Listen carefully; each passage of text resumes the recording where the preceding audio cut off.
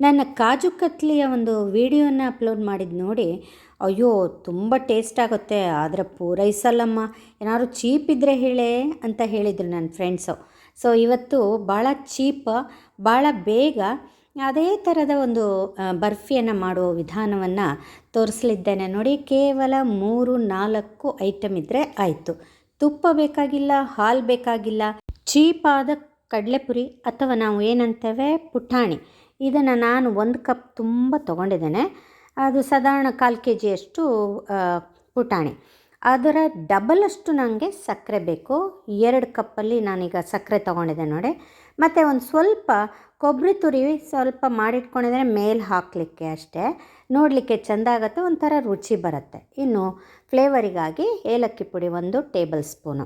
ಈಗ ಒಂದು medium size ಪ್ಯಾನಲ್ಲಿ ಸಕ್ಕರೆ 2 ಕಪ್ಪನ್ನು ಹಾಕ್ಕೊಂಡು ಬೇಕಾದ ಸ್ವಲ್ಪ ನೀರನ್ನು ಹಾಕ್ಕೊಳ್ತಾ ಇದ್ದೇನೆ. ಅದು ನೆನೆಯುವಷ್ಟು ಆದರೆ ಸಾಕು. ಸೊ ಇಷ್ಟೇ ಸಾಕು. ಇನ್ನು ಬೆಂಕಿ ಮಾಡಿ ಅದನ್ನು ಚೆನ್ನಾಗಿ ಪಾಕ ಬರುವಷ್ಟು ಕಾಯಬೇಕು. ಅಷ್ಟರೊಳಗೆ ನಾವು ಮಿಕ್ಸಿಗೆ ಪುಟಾಣಿಯನ್ನು ಹಾಕ್ಕೊಂಡು ನೈಸಾದ ಪುಡಿ ಮಾಡಬೇಕು. ತುಂಬಾ ನೈಸಾಗಬೇಕು ನೋಡಿ, ಇಷ್ಟು ನೈಸಾಗಿದೆ.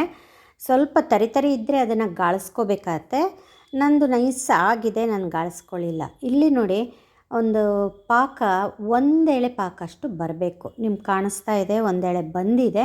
ಇಷ್ಟು ಬಂದಾಗಲೂ ಮತ್ತು ಏನಾದ್ರು ನಿಮಗೆ ಡೌಟ್ ಇದೆ ಅನ್ನೋದಾದರೆ ನಾವು ಸ್ವಲ್ಪ ನೀರು ತಗೊಂಡು ಒಂದು ಪ್ಲೇಟಲ್ಲಿ ಒಂದು ಸ್ವಲ್ಪ ಹಾಕಿ ನೋಡುವ. ಇಷ್ಟು ದಪ್ಪ ಆಗಿದೆ ನೋಡಿ, ಹೀಗೆ ಗಂಟು ಆಗ್ತಾ ಇದೆ ಅಂದರೆ ಇದು ಪಾಕ ಆಗಿದೆ ಅಂತ. ಈಗ ಏಲಕ್ಕಿ ಪುಡಿಯನ್ನು ಅದರಲ್ಲಿ ಹಾಕ್ಕೊಂಬಿಟ್ರೆ ಆಯಿತು ನೋಡಿ. ಇನ್ನೊಮ್ಮೆ ತೋರಿಸ್ತಾ ಇದ್ದೇನೆ, 1 ಎಳೆ ಪಾಕ ಚೆನ್ನಾಗಿ ಬಂದಿದೆ. ಆಫ್ ಮಾಡಿ ನಂತರ ಮರಿದೇನೆ ಆಫ್ ಮಾಡಿ ಕಡಲೆ ಹಿಟ್ಟನ್ನು ನಿಧಾನವಾಗಿ ಸ್ವಲ್ಪ ಹಾಕ್ತಾ ಕಲಿಸ್ಕೋಬೇಕು. ಯಾರಾದರೂ ಬೇಕಾದರೆ ಹೆಲ್ಪಿಗೆ, ತುಂಬ ಮಾಡುವಾಗ ಯಾರಾದರೂ ಹೆಲ್ಪಿಗೆ ಬೇಕಾದರೆ ತಗೊಳ್ಳಿ. ಚೆನ್ನಾಗಿ ಅದು ಮಿಕ್ಸ್ ಆಗಬೇಕು. ಸೊ ಬಿಸಿ ಇರುವಾಗಲೇ ಚೆನ್ನಾಗಿ ಕಲಿಸ್ಬೇಕು. ಹಾಗೇನಾದರೂ ಗಂಟು ಇದ್ದರೆ ಬೀಟರ್ನಿಂದಾದರೂ ಕಲಿಸ್ಕೊಳ್ಳಿ. ಒಟ್ಟಿನಲ್ಲಿ ಗಂಟು ಉಳಿದೇ ಇದ್ದಂತೆ ಈವನ್ ಮಿಕ್ಸ್ ಮಾಡ್ಕೋಬೇಕು.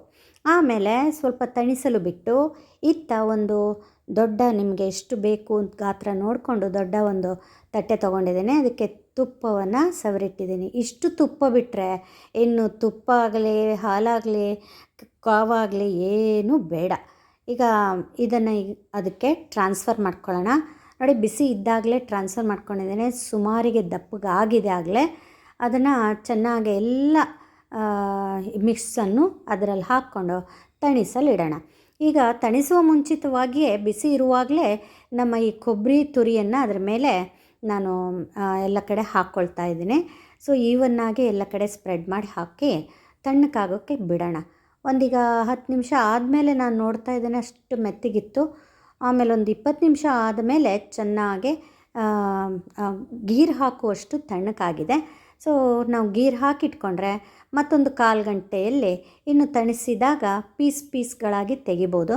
ಸೊ ಅರ್ಧ ಗಂಟೆಯಲ್ಲಿ ನಮಗೆ ಪೀಸಸ್ ರೆಡಿ ಸಿಗುತ್ತೆ ನೋಡಿ. ಎಷ್ಟು ಚೆನ್ನಾಗಿ ಪೀಸಸ್ ಬಂದಿದೆ. ಕಾಜು ಕತ್ಲಿ ಅಂಥೇಳಿ ಅದೇ ತಿನ್ನಬೇಕು ಅಂತೇನಿಲ್ಲ. ಅದನ್ನು ಒಂದು ದಿನ ಮಾಡೋಣ, ಇದೊಂದು ದಿನ ಮಾಡೋಣ. ಭಾಳ ಜನಕ್ಕೆ ಮಾಡುವಾಗ ಈ ಒಂದು ಸ್ವೀಟು ಸುಲಭ, ಚೀಪು ಹೌದು. ಏನಂತೀರಾ? ನೀವು ಮಾಡಿ ನೋಡಿ. ದಿಢೀರಂತ ಮಾಡಲಿಕ್ಕೆ ಭಾಳ ಸುಲಭ. ಎಷ್ಟು ಸಾಫ್ಟಾಗಿ ಬಂದಿದೆ ನೋಡಿ. ಮಕ್ಕಳು ಖುಷಿಪಟ್ಟು ತಿಂತಾರೆ. ಸೊ ನಾವೇ ಮನೆಯಲ್ಲಿ ಮಾಡಿದ್ದೇವೆ ಅಂದರೆ ಸೇಫ್ ಟು ಈಟ್ ಅಲ್ವೇ? ಹಾಗಾದರೆ finally to say like, share, comment, subscribe, bell ಐಕಾನನ್ನು ಒತ್ತೋದು ಮರಿಬೇಡಿ. Thank you.